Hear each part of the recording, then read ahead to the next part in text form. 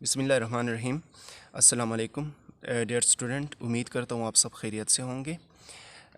Today class 8 unit number 1 operation on set आपका topic है, chapter का नाम भी है। तो आज हमने सेट की जो डिफिनीशन है उसको अच्छी तरीके से हमने अंडरस्टैंड करना है। यहाँ पे मैं डिफिनीशन ऑलरेडी मैं लिख चुका हूँ। The collection of well defined and distinct object. Dear cadets, आपने इसके डिफिनीशन को अच्छी तरह अंडरस्टैंड कर लें कि सेट असल में किस तरह लिखे जाते हैं और सेट की मानी क्या होता है। तो इस बात को समझने के लिए आपको कुछ एग्जांपल की हेल्प लेनी पड़ेगी। मैं एक एग्जांपल स्क्रीन पर लिखता हूं और इनकी मदद से सेट की डिफिनीशन को समझेंगे। इससे पहले हम सेट की डिफिनीशन को एक दफ़ा पढ़ लेते हैं। The collection of well defined, ये जो अंडरलाइन वर्ड है, एंड डिस्टिंक्ट ऑब्जेक्ट्स। सेट की डिफिनीशन को अंडरस्टैंड करने के लिए इन दो words well defined and distinct को समझना बहुत ज़रूरी है। साथ ही साथ कलेक्शन का मतलब जमा करना। तो आम ज़ुबान में सेट का मतलब, सेट वो चीज़ है जिसमें हम वाज़े और मुनफरिद चीज़ों को इकट्ठा करने का अमल सेट है। मज़ीद हमको तब समझ आएगी जब तक हम इसकी कोई एग्ज़ाम्पल ना लें। यहाँ पे मैं एक एग्ज़ाम्पल, इसकी जो एग्ज़ाम्पल है वावल ऑफ इंग्लिश अल्फ़ाबेट, एक सेंटेंस है इंग्लिश का। मतलब इसका जो भी इस लाइन को पढ़ेगा तो इसके जहन में एक तस्वीर नज़र आएगा। इस तरह ऐसा नहीं हो सकता कि आप किसी और कंट्री में गए हों तो वहाँ पे डिफरेंट वावल होंगे। यूँ कि हर ज़ुबान की वावल होंगे, लेकिन हमने यहाँ पर ये बात मेंशन की है कि हम इंग्लिश ज़ुबान की बात कर रहे हैं। तो वाज़ेह हो गया कि इंग्लिश अल्फ़ाबेट की बात हो रही है। तो इसका मतलब है कि किसी चीज़ को वाज़े करना वेल डिफाइंड कहते हैं। अब यहाँ पर इस चीज़ को कैसे सेट के अंदर लिखेंगे? हमने इसकी कलेक्शन की है, हमने चुना है, ए चुना है, ई चुना है, आई चुना है, ओ एंड यू, ये सब चुने हुए अल्फाज हैं। इसको हमने कर्ली ब्रैकेट के अंदर लिखने हैं तो इनसे सेट बन जाएगा। और ये चुनने का अमल वेल डिफाइंड और डिस्टिंक्ट ऑब्जेक्ट को हम सेट भी कहते हैं।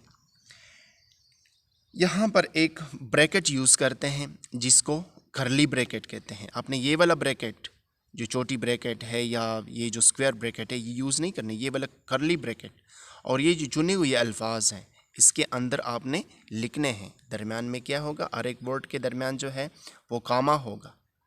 देखिए ना, ए कामा ई कामा आई कामा ओ कामा यू, ठीक है ना। तो ये जो कर्ली ब्रैकेट के अंदर जो है आपने लिखे हैं, इसको आपने डिनोट करना है capital letter of English alphabet. यहाँ पे देखिए ना, ये वी है, एक capital letter of English alphabet है, ठीक है ना। तो ये तो वेल डिफाइन की तो आपको समझ आ गई है। और डिस्टिंक्ट का मतलब है मुनफरिद। तो ये मुनफरिद है, एक दूसरे से जो है ना डिफरेंट है ना। ई है, ए है, ई है, आई ओ यू, ठीक है ना। सेम अल्फाज जो है ब्रैकेट के अंदर अगर आप लिखेंगे तो वो सेट नहीं होगा। तो ये जो है ये हमारे पास सेट की डिफिनीशन है, ठीक है। तो रिकग्नाइज सम इम्पोर्ट, यहाँ पे देखें ना बेटा, आपका जो है सेट की डिफिनीशन भी लिखा हुआ है। We know that set is a collection of well defined distinct objects or symbols. The objects are called its members और एलिमेंट्स। यहाँ पे recognize some important set and their notation है। ये नेचुरल नंबर है जो 1 से स्टार्ट होते हैं, 1 2 3। इसी तरह ये होल नंबर है ये सारी चीज़ें आप पढ़ चुके हैं पिछली क्लासेस में।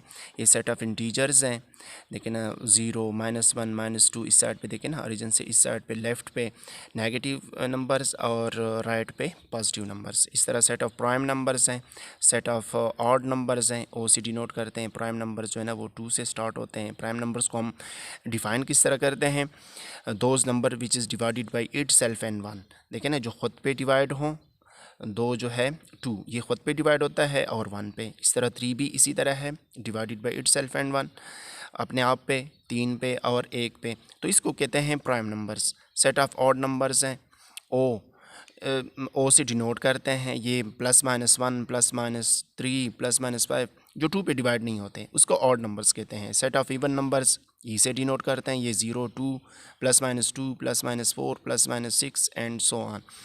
तो ये इवन नंबर है जो 2 पे डिवाइड होते हैं। तो सेट ऑफ रैशनल नंबर्स हैं, इसको हम फ्रैक्शन फॉर्म में लिखते हैं, देखें p/q की शक्ल में। और ये p/q क्या है हमारे पास, ये इंटीजर्स हैं, ठीक है ना।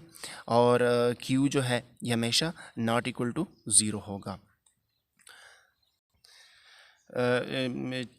एग्जाम्पल है बेटा यहाँ पे, right all the subset of the set 2, 4।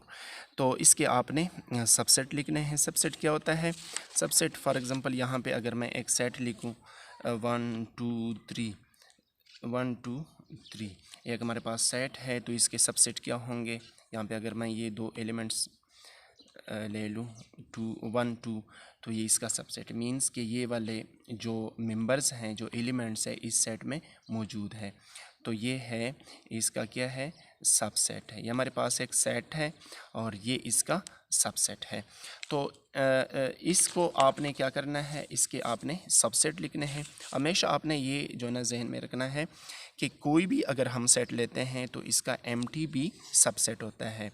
इसका सबसेट क्या है, इसका जो है ना, राइट ऑल द सबसेट, इसके सबसेट्स क्या हैं, सबसेट इसके क्या हैं, देखें ना, एम्प्टी भी इसका सबसेट है इस सेट का, और 2 भी इसका सबसेट है, 4 भी इसका सबसेट है, और 2, 4 भी इसका सबसेट है, ठीक है ना। तो ये सारे ये 4 सेट जो हैं इसके इस सेट के सबसेट है। मींस कि ये वाले जो मेंबर्स जो अरकान हैं ये इस सेट में मौजूद हैं, तो इसको सबसेट कहते हैं। बेटा आपने होमवर्क भी करना है, right all the subset of the set.